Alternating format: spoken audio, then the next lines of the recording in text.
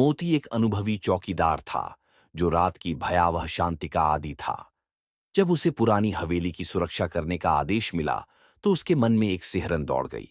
स्थानीय लोग अजीब घटनाओं और रात के समय हवेली के आसपास घूमने वाली भूतिया आकृतियों की बात करते थे, लेकिन मोती को इससे कोई फर्क नहीं पड़ा। उसे पैसे की जरूरत थी और उसने अपने जीवन में इससे भी बुरे डर का सामना किया था।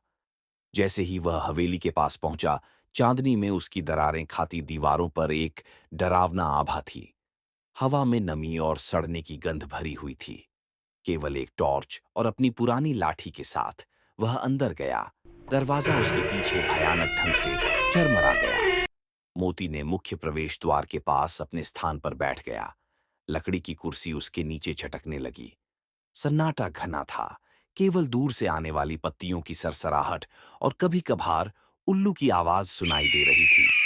कई घंटे बिना किसी घटना के गुजरे जब अचानक उसने हवेली की एक खिड़की में हल्की रोशनी का झिलमिलाता आभास देखा। उसकी सांसें थम गईं। खिड़की में किसी आकृति का धुंधला सा छाया दिखाई दे रहा था। क्या वह सच में कुछ देख रहा था या यह उसका मानसिक तनाव था? उसने अपनी टॉर्च की रोशनी उस ओर फैलाई, लेकिन वहां कुछ नहीं था। उसने अपने दिल की धड़कन को काबू में करने की कोशिश की और वापस अपनी कुर्सी पर बैठ गया। जैसे जैसे रात बढ़ती गई, हवेली में अजीब आवाजें सुनाई देने लगीं। दरवाजों के चरमराने और कभी-कभी एक ठंडी हवा का झोंका जो उसके चेहरे पर ठंडक पहुंचा रहा था। फिर अचानक उसे फुसफुसाते हुए शब्द सुनाई दिए, मोती, मोती। यह एक धीमी भयानक आवाज थी, जैसे कोई उसे पुकार रहा हो। मोती ने अपने दिल की धड़कन को तेज होते हुए महसूस किया। वह उठकर आवाज की दिशा में बढ़ा, लेकिन उसे कोई दिखाई नहीं दिया। एक सिहरन उसकी रीढ़ में दौड़ गई। उसने अपने फोन की लाइट ऑन की, लेकिन उसकी रोशनी भी अब फीकी लग रही थी। वह वापस लौटने लगा, लेकिन तभी उसने देखा कि हवेली की दीवारों पर रहस्यमयी चित्र उभरने लगे थे। रक्त रंजित चेहरे, डरावनी आंखें।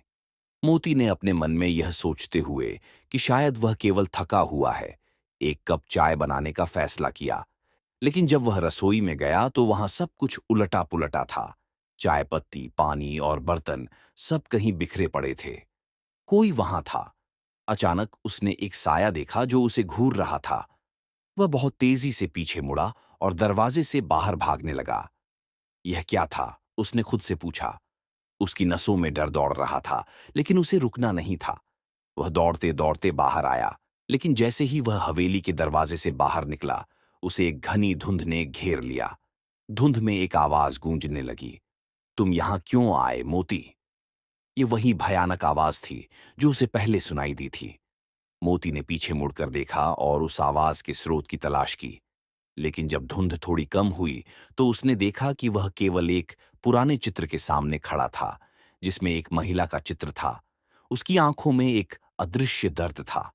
मोती ने समझा कि यह महिला इस हवेली की पूर्व मालिक थी, जिसने एक भयानक मृत्यु पाई थी। वह अब अपने अंत की तलाश में थी और मोती इस रहस्य का हिस्सा बन गया था। मोती को अब यह तय करना था कि वह इस अंधेरे रहस्य को सुलझाएगा या यहां से भाग जाएगा।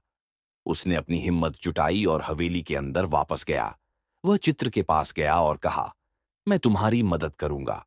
अचानक हवेली में हलचल मची और दीवारें कांपने लगीं। रोशनी चमकी और सब कुछ एक बार फिर से सामान्य हो गया।